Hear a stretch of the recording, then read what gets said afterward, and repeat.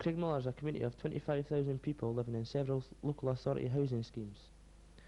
At the present, unemployment in Craigmillar ranges from 22% to, in some areas, up to 40% of our active male population.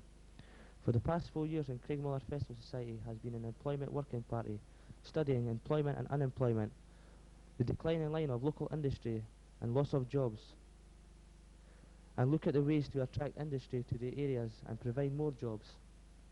The introduction of the Government Jobs Creation Scheme in 1975 offered a way of providing more temporary employment and a chance to train young people in basic skills and giving them a work experience. The Festival Society has sponsored 8 jobs creation projects, creating a total of 96 jobs. At the present, there are 3 schemes still working.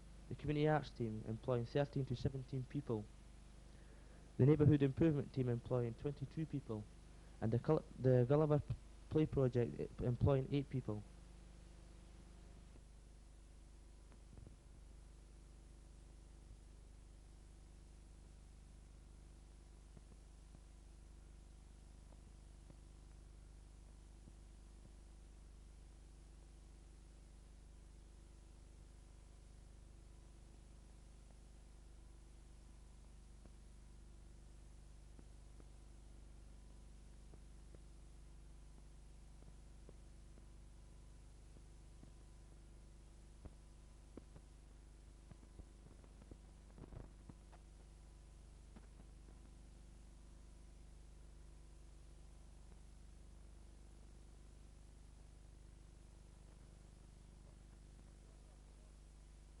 This is John Ross, the Gulliver project leader. Mr. Ross, is this all local people that work in this play area here? Yes. Many people, is it? Local people? There's 5 assistants and 2 supervisors. And how long have you been working on this project? 6 months. I hear you've got another one at Bingham, yes? Yes. And when do you intend to finish this play area here? April or May. April. May. May. And many assistants do you have? 5 assistants. 5 assistants. And is the assistants getting basic training from your supervisor? Yes. That's concrete. Could you tell us how this sort of came about to be up at this area? Just there's no play facilities for the kids in the area. And this is at Bingham as well, is this right? Yeah. And Craigmillar in the future. Craigmillar in the future. Here you've got, is it a whale? A whale? Jackie Locke, one of the supervisors who designed the whale, could you tell me where this whale is going to be put? Oh, it's supposed to be put at Peffermill, somewhere in Peffermill, I don't know. And when are you going to start this project? In June. June. We're going to be all the same team? We hope so. How did you come about to design this whale? Well, we're asked for another project, something to boost up another project. You know, something else in another area, you know, for an adventure play scheme. So they decided on a whale. A whale.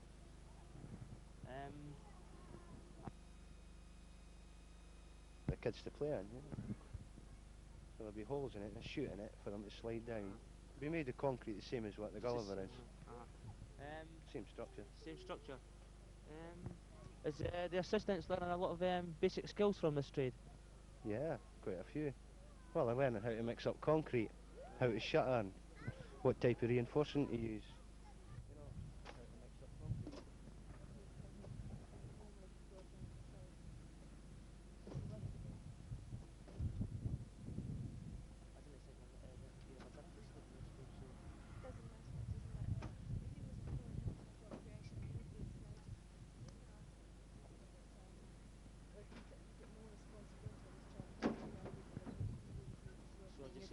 This is Bud Lindsay, the general foreman, and then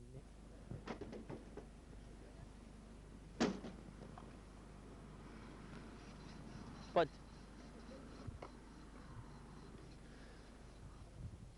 This is Bud Lindsay, general foreman of the neighbourhood improvement team. Could you tell me how difficult it is being in charge of 27 people, some of them who haven't had any basic training in these skills? Oh, I find that it's the laddies work along with me, and they seem to be quite satisfied, and I'm quite satisfied. We get along with them all right. They do what I tell them, and I've never got any hassle or nothing like that with them. They're all right. And are they learning a lot from these skills that you're showing them? Well, we're trying to learn them a bit of bricklaying, a bit of wee bits of plaster and painting and decorating. They're certainly going to start to know this paint for us. Can you tell me what they're actually doing to this place? We're just trying to get it cleared up so as we can get started to painting, tidying up in general. Can you tell me what this place is going to actually be once it's all finished? Well, we're intending it to be a workshop, a big workshop with cafe and dressmaking place in it for the women and a couple of wee workshops for joint. Well, this is St Aidan's Church, and we've done quite a lot of work in here. We replastered part of it, decorated the whole place right out again, and it was badly needing done.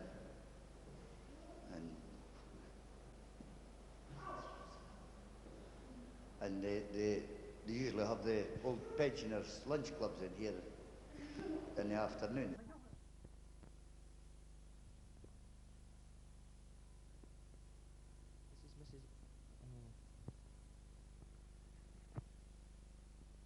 This is one of the houses that the neighbourhood improvement team have recently decorated. Mrs. Jameson of New Craig Hall. Painted and decorated quite badly, was it? What? Your house, was it needing painted and decorated quite badly? Yes, And it then, was needing done. And then you put through Councillor Brown I did to the that. festival and Mr. Brown, Councillor Brown. Well, really, the Nora Smith, really. Peter, you better answer, I'm planning. Really, Nora Smith, Nora Smith. yes. And she seen the festival committee, and that's who it was organised. And did they make a good job of it, this house today? They made a first-class job at it. First class. First-class job at it. The lads that was at it were very good. And they didn't leave no mess, no nothing. It was lovely.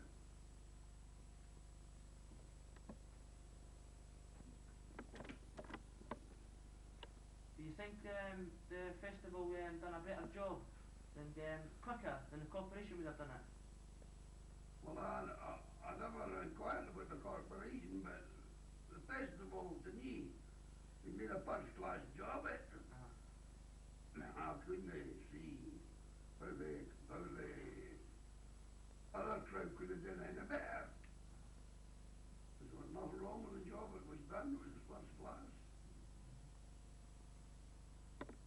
Shop at Nigel Marshall Street. Can you tell me how the first thrift shop first began? Started last January 1976 as a job creation project, and there was 5 years staff, and the job creation finished in October, so the shop started on its own, and we cut the staff down to 3, and now we're really very successful. We're taking about £90 a week, and it's rising up. The reason we started this shop was there was a great need in Nidri for second-hand clothes, especially children's clothes. We also do alterations, repairs and dressmaking. Did you get a lot of...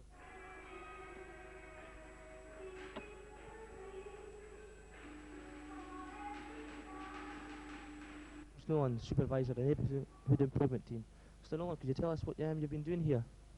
Well, actually, this is the new print workshop which we're securing, renovating and redecorating, and hope to move into within the next 2 weeks. And all we've been doing a lot of sort of improvement in the community, church halls, community halls, playgrounds, and sort of any sort of structural work that's to be done, redecorating old people's houses and one-parent family houses, and much in that sort of line of work. And we have about a 27-strong team with a ratio of about 1 supervisor to 3 trainees. Trades stem from joinery work, bricklaying, slab laying, engineering, slating, and most sort of any sort of building structural work. And does your assistants get any basic skills out of this? Yeah, well, not as only what we teach them. They don't have the opportunities to go to college, which I feel they really must have some sort of day release or training basis through further education or what have you. but we can only give them the skills we've got, and we've only got them for short terms, like 6 months and things. They can't hope to pick up too much in that time. Like, we need them for longer terms and make the scheme more inviting to them, to encourage them to come along. Under the present scheme, Jeff Holland's, I think it should maybe extend it to a year, which would be very helpful to us, very helpful to the trainees. But I feel there's a definite must, some sort of coordination with further education and getting the kids into it, getting them interested, and getting a hold of them for as long as we can. And even if, well, £19.50 for a trainee is, I think it's really ridiculous. What we need actually is a better basic wage for the trainee, more encouragement, and local authorities, I think, maybe come in handy here and all. Like, they should be involved more in the job creation projects. Yeah, I think it's a real shame the way the kids come from school, ignorant as they are, and the fact careers advice, as the careers advice service goes now, it's non-existent. Like, you're getting some. I think there should be a community careers advisor. Well, that would be a really great asset to the kids and to the community itself. It's a must, like somebody who's going to be there most of the week within the community, so the kids can use it to the full extent. I think it's definitely a must. Some of the boys in this team have been to Stevenson's College on life and social skills. Can you tell me what they're getting out of it? Well, it's only a week-long course, so I can't see it being that great. The lads seem to be interested in it, but it's the travelling aspect. We're on the far east side of the city, and all training colleges are on the far west side, which is a lot of travelling time, a lot of public transport, extra fares. The kids just aren't prepared to do this on a sort of long-term basis. What we need is something within the community to train the kids. It's a good enough course. As I say, the lads were interested in it, for what I heard from them. But I can't see it holding that much importance if it's only a sort of 5-day course. Does the boys really like working in their own community? If they had a college here, like, would it be better for them? Well, there's definitely a great advantage of working within their own community. It's a lot more simple.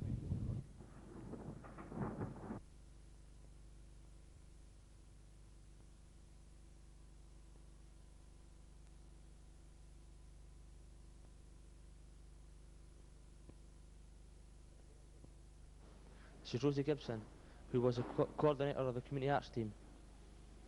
Well, the first CAT team started in September '76, and our first job was to renovate this old church into an art centre, because for a long time the Festival Society had needed some sort of resource, somewhere where they could go and rehearse and do photography and posters and all the rest of it, all the things that they've been doing in sort of odd corners and that. So the CAT team consisted of 13 people.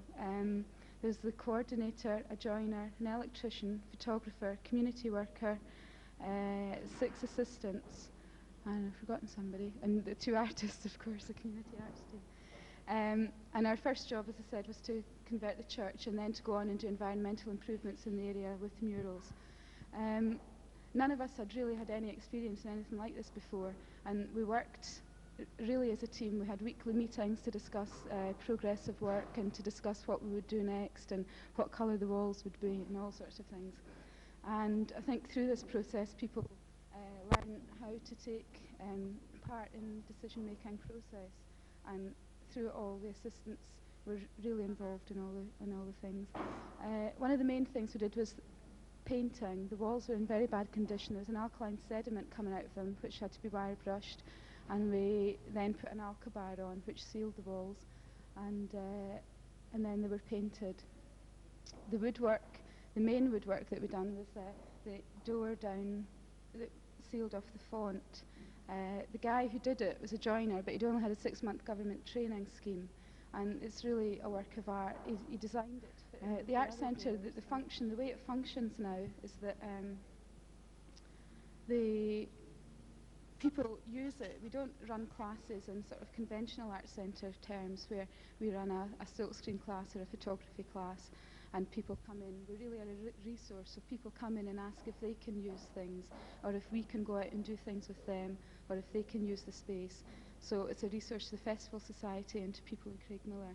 And the photography room, the sort of three main functions of it are, one, to document all the work of the Festival Society, and this has proved really useful when we're making applications to MSc, and at the moment we're really involved in doing all the photography for the Comprehensive Plan for Action, which is the document that's going to the EEC as a result of the last 2 years, the 3 years work of the Festival Society. The Festival Society EEC programme. The other main thing is training. Through this darkroom, the photographer on the CAT team has trained 2 young people who are now really competent in photography and can run their own projects. The other thing we do is we work a lot with schools in photography and in other things in the Arts Centre, in drama and music and arts and crafts as well. But the photography, we've done some really successful projects with the schools, working with kids who are in non-certificate classes and who usually don't get any satisfaction from anything they do at all at school. They've come down here and done some really good work. Some really successful projects with the schools, working with kids who are in non-certificate classes and who usually don't get any satisfaction from anything they do at all at school. They've come down here and done some really good work. This is our training mural. We worked on this for about 4 months and we got help from the kids in the Jack Kane Centre. We worked with an American muralist called Ben Shader, whose knowledge was very, very helpful. All our murals were based on questionnaires and petitions which we took round to the people in the area, so it's really their designs that we used for every one of our murals. This is the Hut Youth Club. The front of the club was designed by a young boy from the area. It's very bashful at first when I met him that he designed this. The rest of the animals was designed and painted by children who come to the Hut Youth Club. In the background we've got the tunnel, which is a prehistoric setting because people in the area said it would look more like a cave. This was worked on by Jane Gilbert, one of our artists, and people of the area and the arts team. The hut and the tunnel connect through way of monsters. Here we have the Bingham Community Centre mural. Mike Greenlaw, one of the muralists, worked on this. Mike, I'd like to ask you what the idea behind the mural is. Well, the idea is that all the people who use the centre are being shown on the wall. The original plan was that every group would paint their own piece of the mural. I think that's worked to a certain extent. The Children's Club designed their piece and painted it themselves, and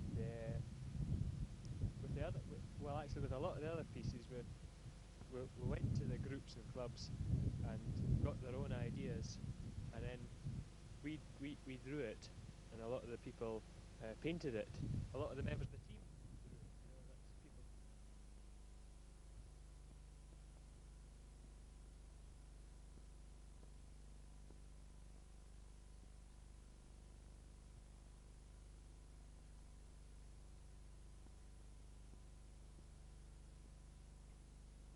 This is Neil Cameron, Arts Director of Craigmillar Festival Society. As far as I'm concerned, the main aspect of our work is for the young people to, one, get chances which they wouldn't ordinarily have, to widen the whole aspect of chances and opportunities in work. The second is to have a training, a wide training. Sometimes it's taken 3 to 4 months for some of our young people to even decide what they wanted to do. You speak to some of the young people in the teams and they say, oh, I don't know what to do, but after they've had some training and a chance to have some experiences, they then say, oh, I'd like to be in bricklaying, or I'd like to be in the print workshop making posters. So for me, the second point is training, and that we've managed to give young people a wide and sometimes quite a deep training in a specific skill. The third is the fact that the young people not only live here, not only work in the team, but also decide how the team is run. And I think that young people have gained confidence in speaking in groups. They've had confidence in terms of that their ideas will be listened to, and therefore they think about it, and therefore they put a lot more into it. Setting up a print workshop which will employ up to eight people, 6 young people working on silk screening, offset litho printing, design, buying, selling, and we hope to supply the community with a very efficient and cheap print workshop.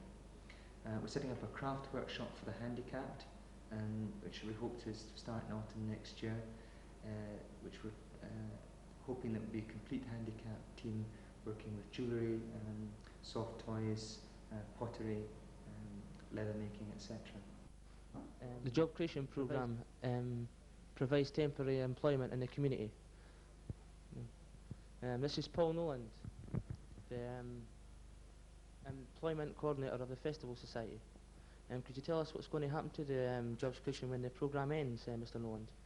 Well, the job creation programme finishes at the end of this year, and we're hoping as many young people in our project as possible gets full-time jobs, permanent jobs, or go on to further or higher education. But of course, not everybody will be able to be that fortunate, and we are now taking part in the new Youth Opportunities Programme. This is the new Holland report is often referred to. As the first stage in that programme, we will be setting up a training workshop which will create employment for 60 young people and 20 adults.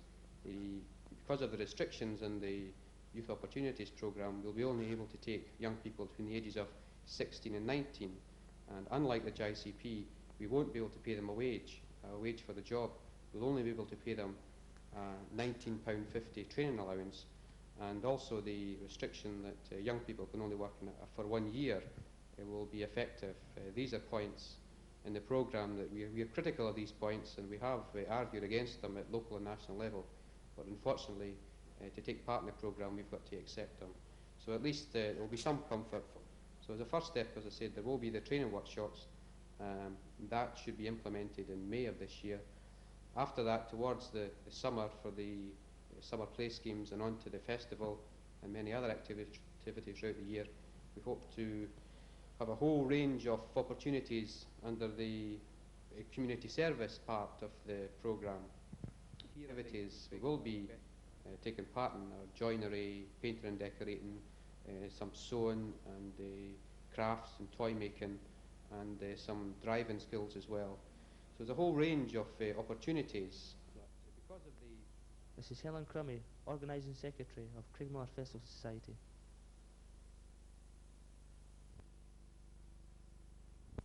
You know, for many years, in fact, employment has been the concern of this area. The fact that when the community was built in the 30s, there was 7 breweries, 2 pits and a creamery, and quite a lot of employment, and over the years it's run down, and we now have virtually nothing.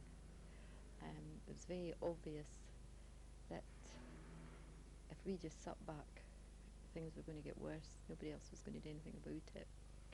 So what in fact has happened here, we've done something about it ourselves by using the opportunity the Manpower Services Commission for Job Creation Programmes. We've been able to set up a workforce ourselves, gain experience in working it, learn all the snags, and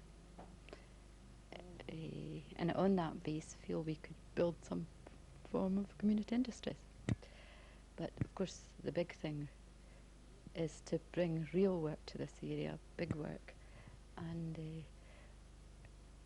one of the things we've tried for years and now been successful is getting the paper mill industrial estate and the nuclear coal estate. So what we should be looking for now is to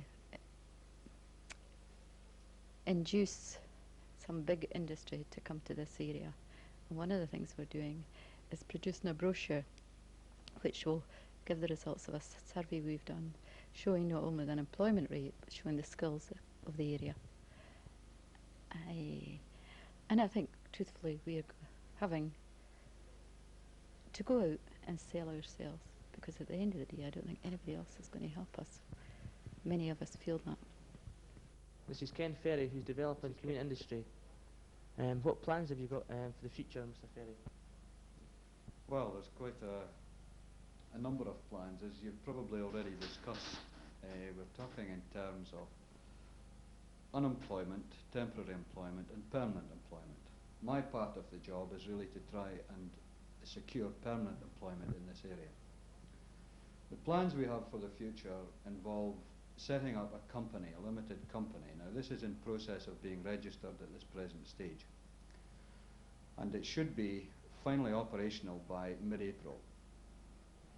Now once we've done that, we will then start to employ people in the area on a full-time basis as employees of the company. The sort of thing we're talking about is setting up in 3 phases. The first one is services. Now an awful lot of people today are saying that services aren't the right way to start, but we've got to prove a track record of business before we can in actual fact start attracting larger sums of money to go into further stages. The second stage is retail type of thing, like cafe, showroom, shops, this sort of thing. And the final stage, which is something we're not really in a great hurry about just now, is to set up a production manufacturing unit. Now the ideal on this one is to find a raw material that somebody has got a great problem of getting rid of. We process it economically and sell it to people who in actual fact find a great need for it. Now that's the ideal. We may not in actual fact find that ideal, but we'll work towards that one anyway. So we're not in any... What kind of services you're going to be running? Well, we're starting off with building type services. This is an advantage of job creation. Job creation has shown us the skills in this area, and believe you me, there are plenty of skills in this area. It's a question of finding these skills and saying, well, how can we put these to the best use? People are not coming in, employers aren't coming into the area to take up these skills, so we're saying we've got people very skilled, unemployed right now, we've proven their worth through job creation when there is actual work here for them. We have people we've actually learned about under job creation, and we're now taking this further into joinery work, painting and decorating, building type of services. And there is ample scope in this area for this work to be done. Most of the services, building services in the area, are imported into the area from out with. And we fail to see why people in the area be unemployed when there is actual work here for them. We have in this area managed to get Scottish Development Agency to develop the site at Peffer Mill, which you'll see along by the main house there.